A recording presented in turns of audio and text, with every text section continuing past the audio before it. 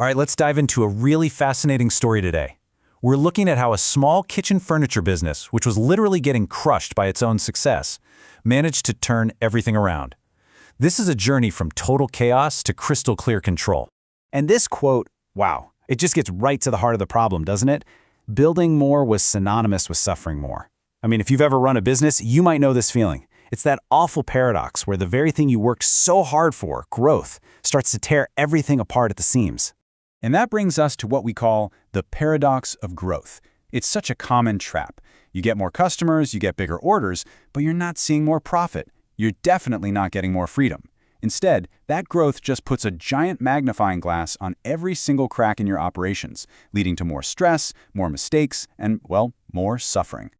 Now this chart shows you that paradox in black and white. Look at this. The entire kitchen furniture sector in Spain saw revenues go up by 6.5%. That sounds great, right? But look at the operating margins. They actually fell by 2.3%. So companies were working harder, producing more, just to make less money. They were literally running faster just to fall behind.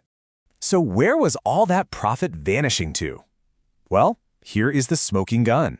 A massive, massive disconnect.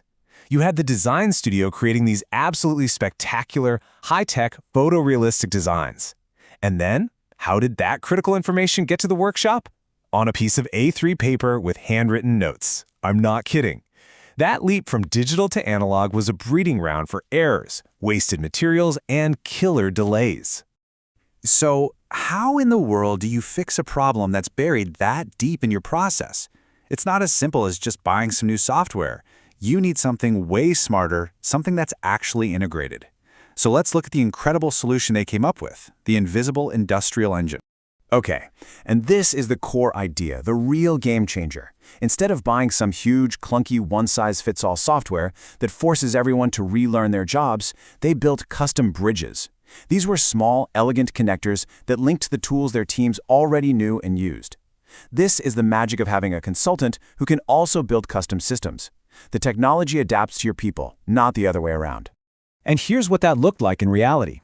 Suddenly, the whole workflow was seamless. A designer makes a tweak in the CAD program, that data flows instantly through the digital bridge, and boom, the CNC cutting machine on the workshop floor gets the exact right instructions. No more handwritten notes, no more human error, just pure precision.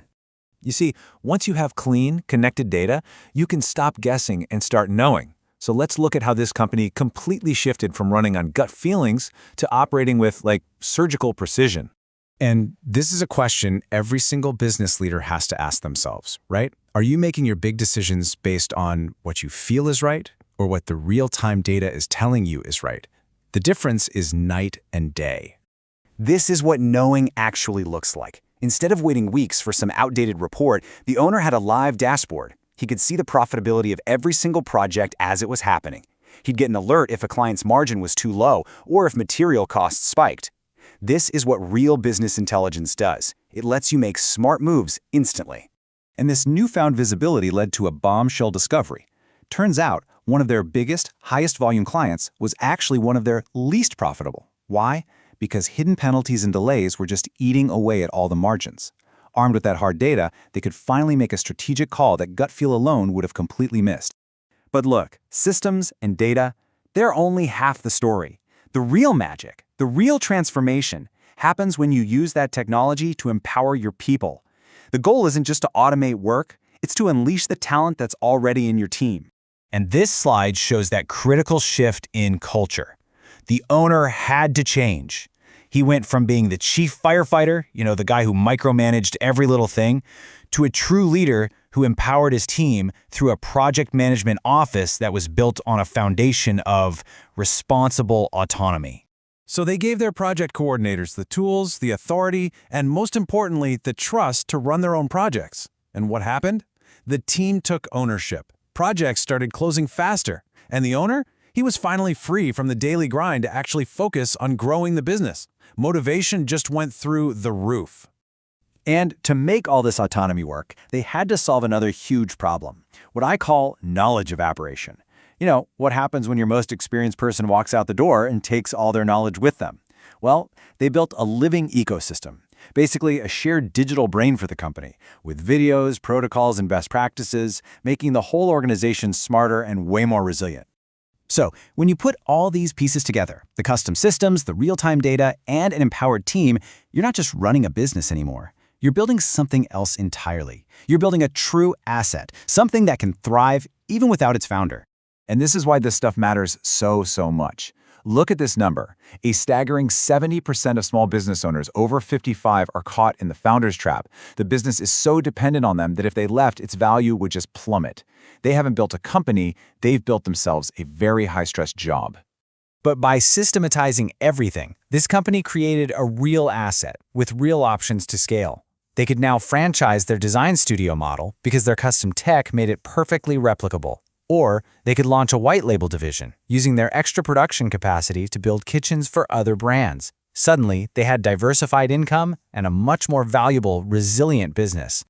I mean, this quote just says it all. They stopped thinking of themselves as just a workshop. They became a technology company that just so happens to make incredible kitchens. Their entire identity, their entire DNA was transformed. So let's end with this one big question for every single business leader out there. Be honest with yourself. Is your company totally dependent on you, the chief firefighter who's always putting out flames? Or are you building an engine, a true asset that can run and grow and create value long after you've stepped away? Because the answer to that question, it changes absolutely everything.